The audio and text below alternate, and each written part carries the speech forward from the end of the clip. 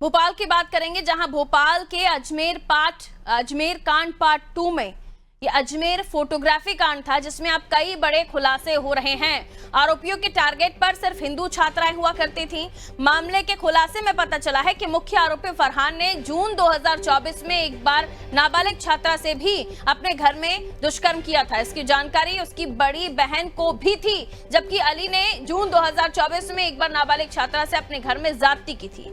अब जांच के दायरे में दोनों के परिवार भी आ चुके हैं। पुलिस ने अली को सोमवार सुबह भोपाल के निजामुद्दीन कॉलोनी से गिरफ्तार किया। वो अपनी गर्लफ्रेंड के घर छुपा हुआ था। अली को मिलाकर अब तक 4 आरोपियों को गिरफ्तार किया जा चुका है। वहीं जानकारी मिली है कि आरोपी हुक्का लाउंज, पब और कॉलेजेस में लड़कियों को टारगेट करते थे। पुलिस जांच में इस बात का खुलासा भी हो चुका है कि गिरोह 4 साल से शहर में सक्रिय था। इसमें दूसरे किरदार साहिल खान ने डांस क्लास खोल रखी थी। इसमें भी महज हिंदू लड़कियों को एडमिशन दिया जाता था।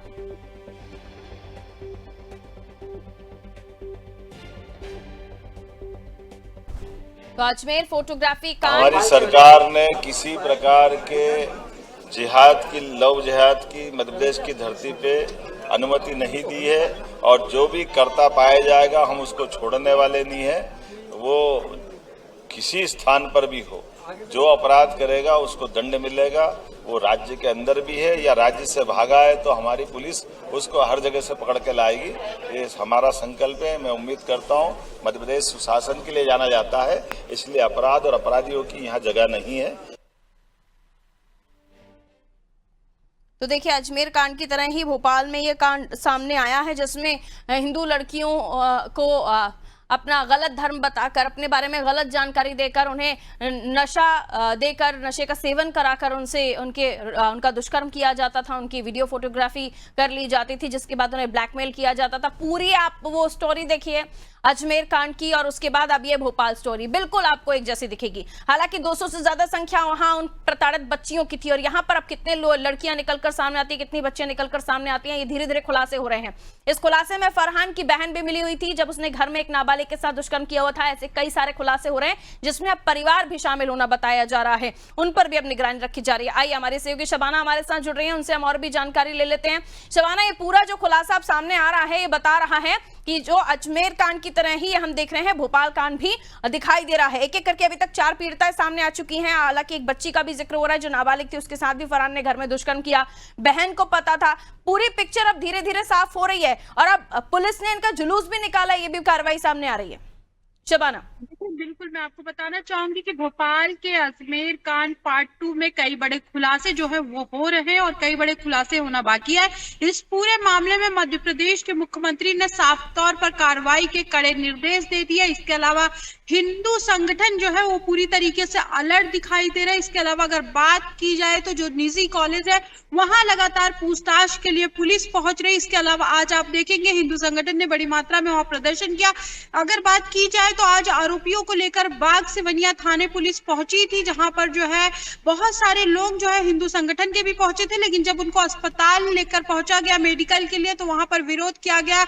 इसके बावजूद पुलिस ने जो है बिना मेडिकल के ही आरोपियों को कोर्ट में पेश किया। अब दूसरे अस्पताल में मेडिकल कराने की बात सामने आ रही है।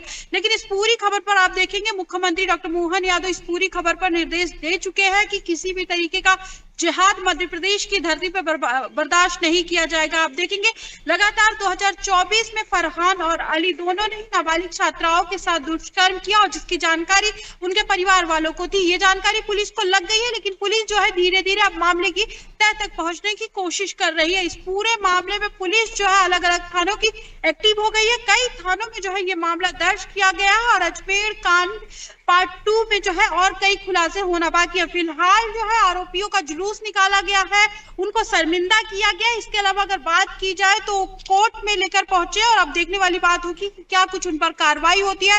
धीरे धीरे कई राज खुलने की आशंका भी यहाँ पर जताई जा रही है। आपको बता दूं कि आरोपियों से पूछताछ में कई बड़े नाम जो है वो भी सामने आ सकते हैं। कौन इस पूरे घटनाक्रम को अंजाम देता था, किसके सरगना के तहत वो लोग काम करते थे, क्या केवल जो हिंदू लड़कियां उन्हीं को टारगेट बनाया जाता था, ये सारी चीजें जो है पुलिस अपनी पूछताछ में पूछेगी। इसके अलावा लड़कियों का भी बयान लिया जाएगा, उनसे बातचीत की जाएगी, कब से उनके संबंध थे, कब से वो बातचीत करती थी और कैसे उन्हें जो है युवकों ने फंसाया। ये सारी जानकारी जो है पुलिस इसलिए भी ले रही क्योंकि जांच पड़ताल जो है सीधे तौर पर साफ और एकदम बिल्कुल साफ हो सके और जो नतीजे हैं वो एकदम और बाहर आ अब सके। इन्हें जब हिरासत में लेकर पूछताछ की जाएगी तो और भी खुलासे होंगे, नहीं तो सिर्फ 4 से 5 नाम सामने आ रहे हैं। न जाने कितनी और बच्चियों के साथ इन्होंने इस तरह से काम किया होगा, क्योंकि बताया जा रहा है 4 साल से ये गिरोह एक्टिव था। और ये फिर इंटरनल सोर्सेस की भी नाकामी है कि इस तरह का कोई गिरोह राजधानी में एक्टिव होकर काम कर रहा था और किसी को खबर नहीं लगी।